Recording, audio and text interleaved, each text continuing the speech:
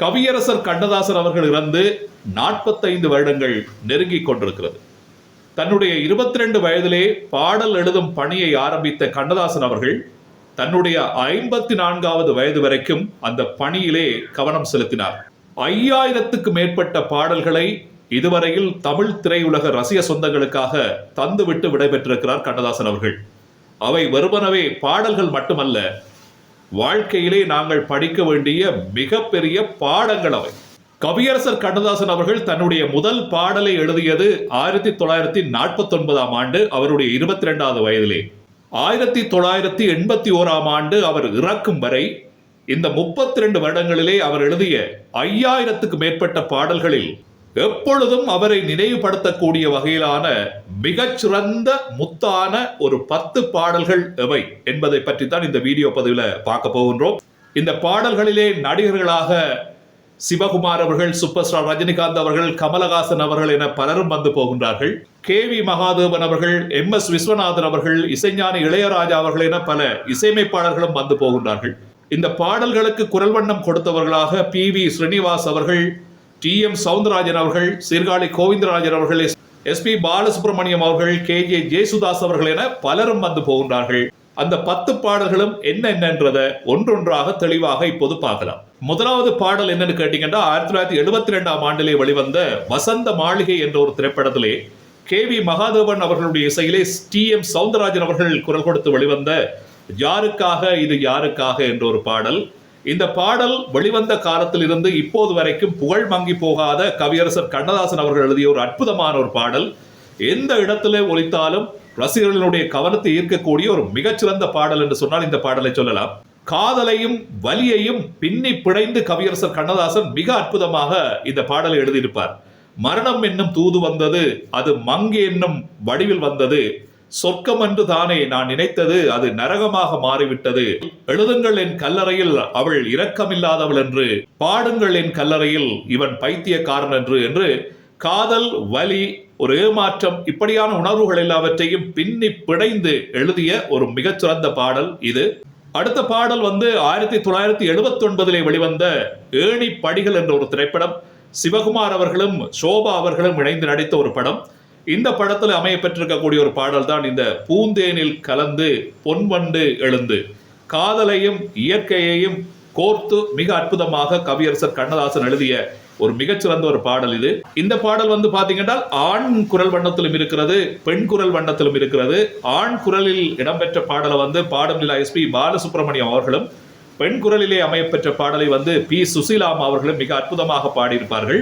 இந்த பாடலுக்கான ஒரு மென்மையான இசைக்கோலத்தை KV மகாதேவன் அவர்கள் மிக மிக சிறப்பாக வழங்கியிருப்பார்.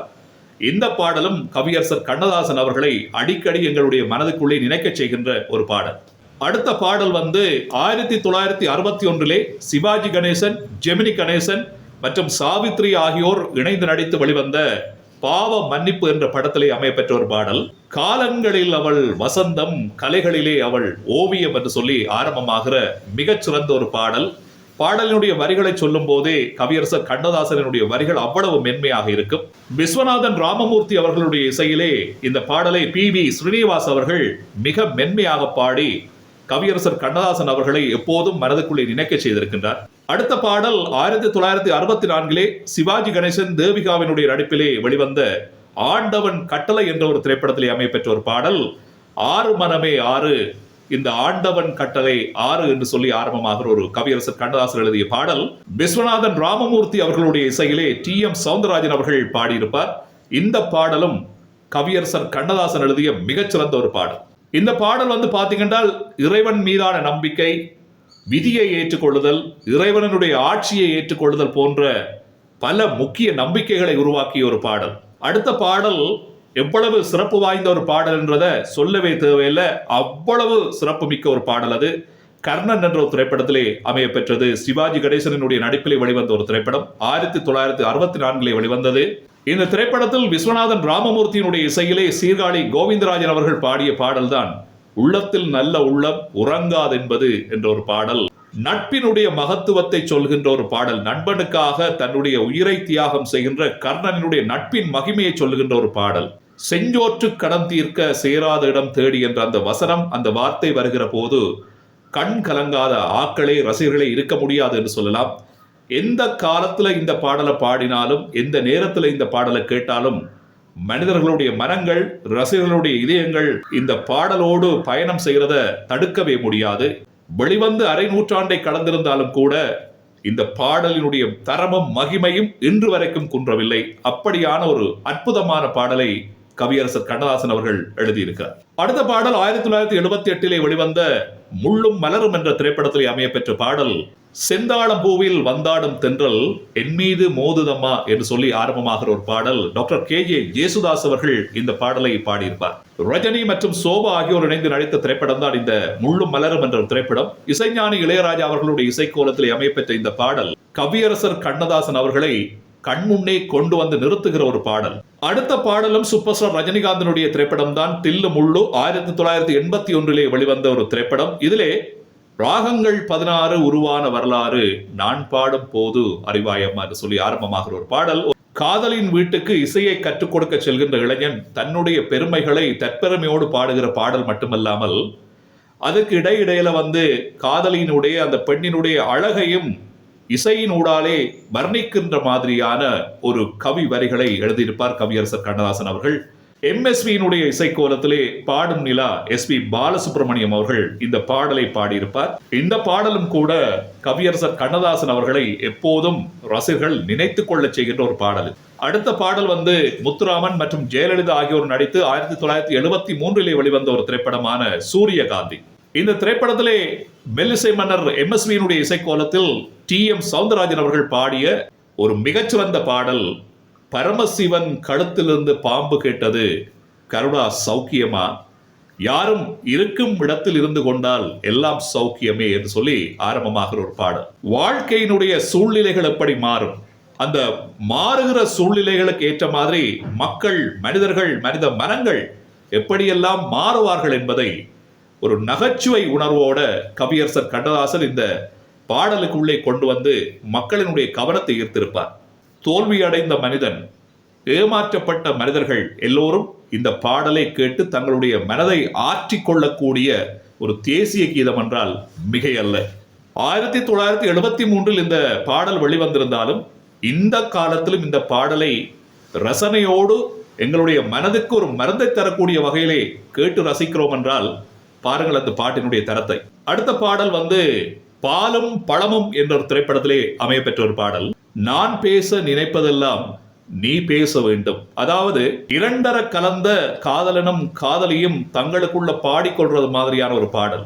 செம்புல பேர் நீர் போல அன்புடை நெஞ்சந்தான் கலந்தனவே என்றது மாதிரி இரண்டர கலந்துவிட்ட காதலனும் காதலியும் தங்களுக்குள்ள இருக்கின்ற அந்த ஒற்றுமையை, ஒருமித்த வண்ணத்தை வெளிப்படுத்துகிற மாதிரியான ஒரு பாடல் தான் இந்த நான் பேச நினைப்பதெல்லாம் நீ பேச வேண்டும் என்ற ஒரு பாடல். 1961 வெளிவந்த இந்த படத்திலே சிவாஜி கணேசன் அவர்களும் சரோஜா தேவி அவர்களும் மிக அற்புதமாக நடித்திருப்பார்கள். MSVயினுடைய இசை கோலத்திலே TM சௌந்தரராஜன் அவர்களும் P சுசீலா அம்மா அவர்களும் இணைந்து இந்த பாடலை மிக அழகாக பாடியிருப்பார்கள். கடைசி பாடல் 10வது பாடல் மிக மிக உன்னதமான ஒரு பாடலும் கூட. கவியரசர் கண்ணதாசனுடைய மறைவுக்கு பிறகு வெளிவந்த ஒரு பாடல். கமலஹாசன் அவர்களும் ஸ்ரீதேவி அவர்களும் இணைந்து நடித்து வெளிவந்த 3ஆம் முறை என்ற திரைப்படத்தில் அமையப்பெற்ற ஒரு பாடல். இசைஞானி இளையராஜா அவர்களுடைய இசையிலே டாக்டர் KG ஜேசுதாஸ் அவர்கள் குரல் கொடுத்து 1982 வெளிவந்தது. கண்ணே கலைமானே கன்னி மயிலென கண்டேன் உனை நானே என்று சொல்லி ஆரம்பமாகிற ஒரு அற்புதமான பாடல்.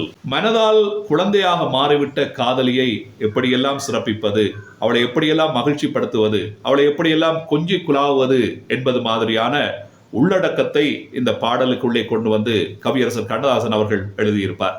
அவருடைய மறைவுக்கு பிறகு இந்த பாடல் வெளிவந்திருந்தாலும் கூட இன்று வரைக்கும் கவியரசர் கண்ணதாசன் அவர்களை உயிர்ப்போட வைத்திருக்கிறதுக்கு இந்த பாடலும் உதவி செய்து கொண்டிருக்கிறது. கவியரசர் கண்ணதாசன் அவர்கள் தன்னுடைய திரையுலக 32 வருட கால திரையுலக பயணத்திலே 5000க்கு மேற்பட்ட பாடல்களை எழுதியிருந்தாலும் உண்மையிலே இந்த 10 பாடல்களும் முத்தான பாடல்கள் என்று சொன்னால் மிகையல்ல. இந்த வீடியோ பார்க்குற உங்களுக்கு இந்த 10 பாடல்களை தாண்டி வேறு சில பாடல்களும் மிகச்சிறந்த பாடல்களாக இருக்கலாம். உங்களுக்கும் அந்த பாடல்கள் பிடித்திருக்கலாம். அப்படியான பாடல்கள் என்னன்றத கமெண்ட் செக்ஷன்ல பதிவு செய்யுங்க, நானும் பார்த்து தெரிஞ்சு கொள்றேன். இந்த வீடியோ பதிவு பிடிச்சிருந்தா லைக் பண்ணுங்க. உங்களுடைய கருத்துக்கள் எதுவும் இருந்தா கமெண்ட்ல பதிவு செய்யுங்க. இந்த 10 பாடல்களில் உங்களுக்கு மிகவும் பிடித்த பாடல் எது என்றதை கமெண்ட்ல பதிவு செய்ய மறக்காதீங்க. மற்றும் ஒரு வீடியோ பதிவில் உங்களை சந்திக்கின்றேன். அதுவரை நன்றி, வணக்கம்.